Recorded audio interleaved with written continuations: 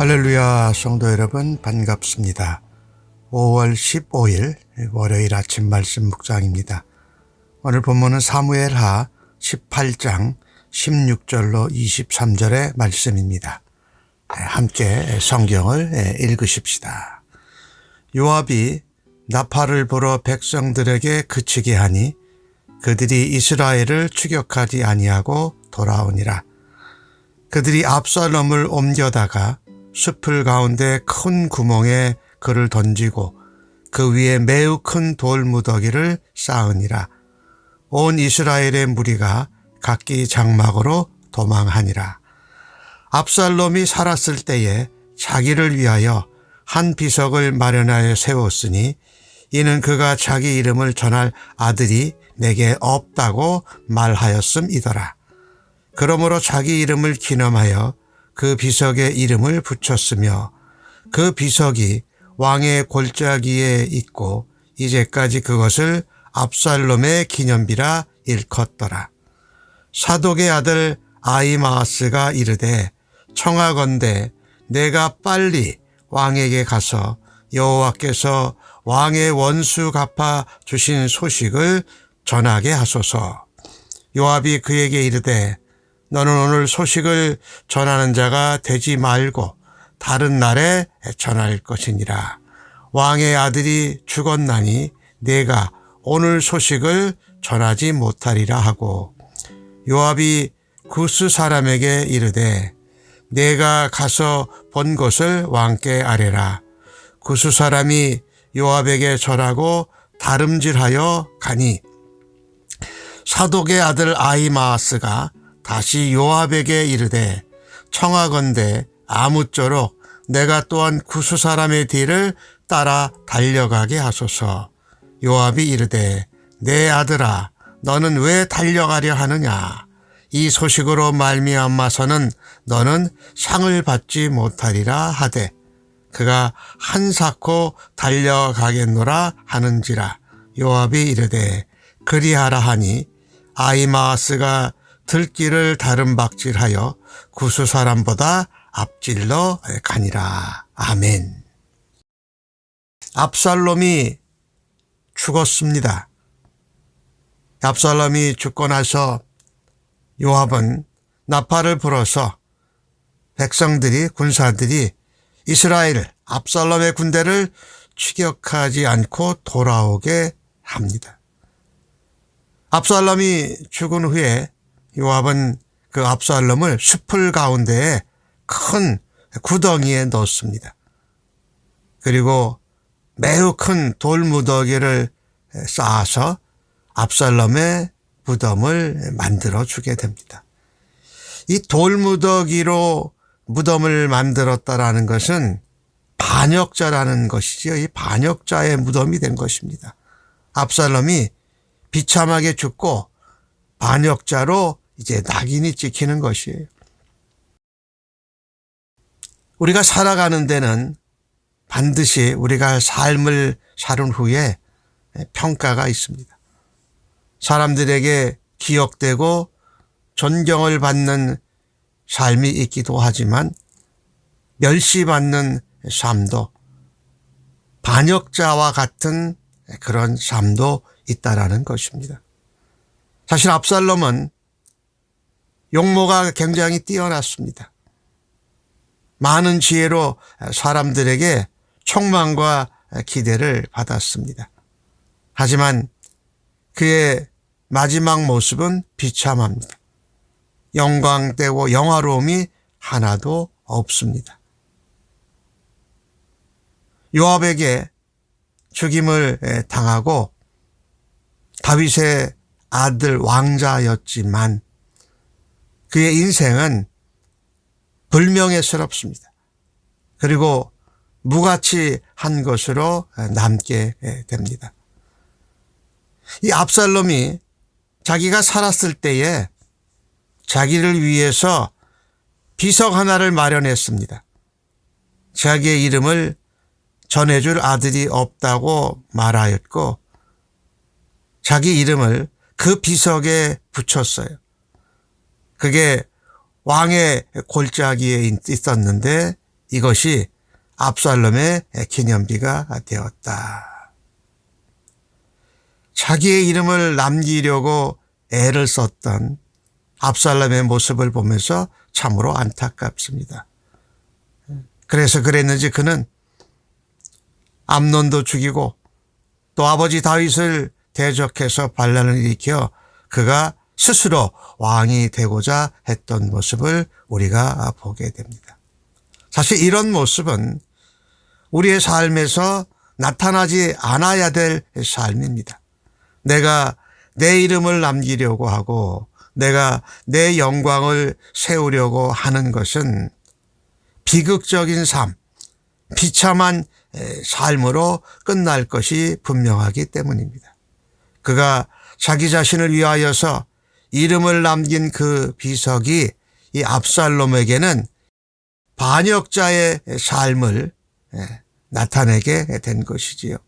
우리의 삶이 이 땅에서 어떤 모습으로 기억되고 남겨지기를 원합니까?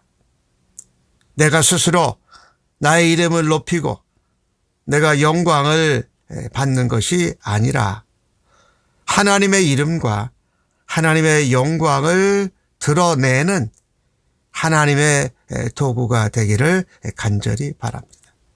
우리의 인생은 끝난 후에 반드시 평가를 받습니다.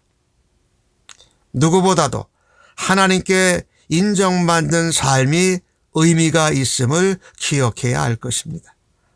그 이름과 영광이 하나님께만 돌려지기를 간절히 바라며 인생의 마지막 삶의 순간까지 아름다운 신앙의 길을 갈 수 있는 성도가 되기를 간절히 바랍니다.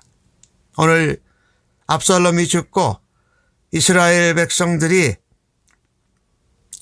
전쟁에서 이제 도망을 가게 되었지요. 이 승리의 소식, 기쁜 소식을 사독의 아들 아히마스가 다윗 왕에게 빨리 가서 소식을 전하고 싶어 합니다. 그래서 요압에게 말하지요. 여호와께서 왕의 원수를 갚아주셨다라는 소식을 빨리 나로 전하게 해 주십시오. 나를 보내주십시오. 라고 그렇게 말합니다. 근데 사실 이 압살롬의 군대가 패한 것은 다윗에게는 좋은 소식이기도 했지만 동시에 나쁜 소식이기도 했습니다. 다윗은 압살롬이 살아 돌아오기를 기대했습니다. 하지만 실제로 압살롬이 죽었기 때문에 아들이 죽었다라는 소식은 다윗에게는 나쁜 소식이었습니다. 전투에서 승리한 것은 기쁜 소식이었고 압살롬의 죽음은 아버지 다윗에게는 가슴 아픈 슬픈 소식이었기 때문이지요. 그런데 아히마스는 이 기쁜 소식을 전하고 싶어 합니다. 그런데 요압은 이걸 말립니다. 내가 오늘 이 소식을 전하는 자가 되지 말고 다른 날에 전해라. 왕의 아들이 죽었기 때문에 내가 오늘 소식을 전하는 것은 너에게 큰 도움이 되지 않는다. 네가 상을 받을 거라고 생각하지만 그렇지 않다. 이 요압은 사실 다윗의 아들 압살롬을 죽이는 일을 했고 또 그 압살롬이 죽었다는 소식을 다윗에게 먼저 전하지 않도록 아히마아스를 배려하는 모습도 있습니다. 그래서 요압이 구스 사람을 먼저 보냅니다. 내가 본 것을 가서 다윗 왕에게 전해라.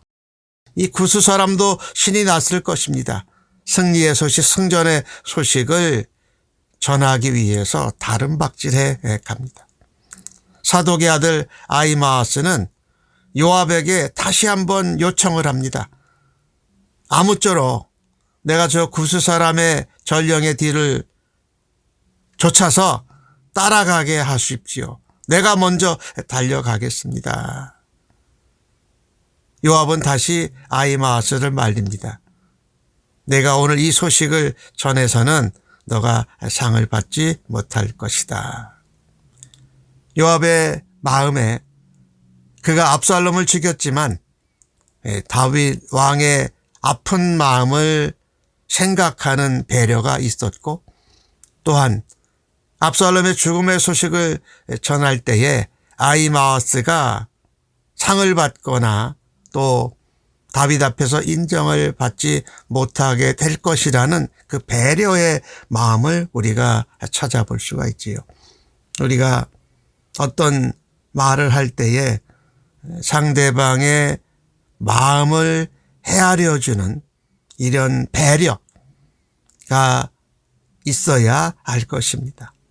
오늘 어찌 되었든 아히마아스는 이 요압에게 2번이나 요청을 해서 다윗 왕에게 소식을 전하기 위해서 달려갑니다. 그가 구스 사람보다 앞질러 갈 정도로 달려갔던 것이지요.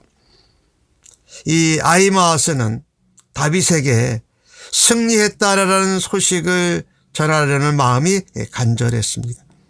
그것이 기쁜 소식이라고 확신했기 때문이지요. 아히마아스가 이 기쁜 소식을, 승리의 기쁜 소식을 가지고 달려간 것을 보면 우리는 예수 그리스도를 통해서 우리가 구원받고 죄와 사망에서 부활하신 예수님으로 승리한 기쁨의 소식을 이웃에게, 다른 사람들에게 알리고자 하는 간절함이 있어야 할 것입니다. 성도는 기쁜 소식, 죄와 사망을 이겨내고 승리한 그 부활의 기쁨의 소식을 전하는데 열심을 내어야 할 것입니다. 그 복음의 소식을 듣고 한 사람이라도 더 죄와 사망에서 건짐받고 승리하는 일을 위해서 그리스도의 복음을 전하는데 열심을 내어야 할 것입니다. 우리는 험담하는 것, 남을 어렵게 아프게 하는 말보다 부활의 복음, 생명의 복음을 전하는데 열심을 내며 살아갈 수 있기를 간절히 바랍니다. 또 오늘 주신 말씀을 통해서 사람들이 스스로 내 이름을 남기고 내 영광을 남기려 하는 것보다, 또 사람들이 나를 어떻게 평가하고 생각하는 것보다 하나님께서 나를 어떻게 인정하고 평가하는가에 초점을 두고 최선을 다해서 복음을 전하는 아름다운 삶을 살아드릴 수 있기를 주님의 이름으로 간절히 축복합니다. 아멘. 하나님 아버지, 삶의 마지막 순간에도 하나님이 우리의 인생을 어떻게 평가하실지를 기억하게 하여 주옵소서. 하나님 앞에서 우리의 하루하루의 삶을 살아갈 때에 하나님의 이름과 영광을 드러내는 일에 두렵고 떨리는 마음으로 살아갈 수 있도록 인도하여 주시옵소서. 오늘 우리가 받은 구원의 기쁜 소식, 예수 그리스도의 부활의 승리의 소식을 열심히 전하는 참된 복음의 전도자로 살아갈 수 있기를 간절히 원하며 기도합니다.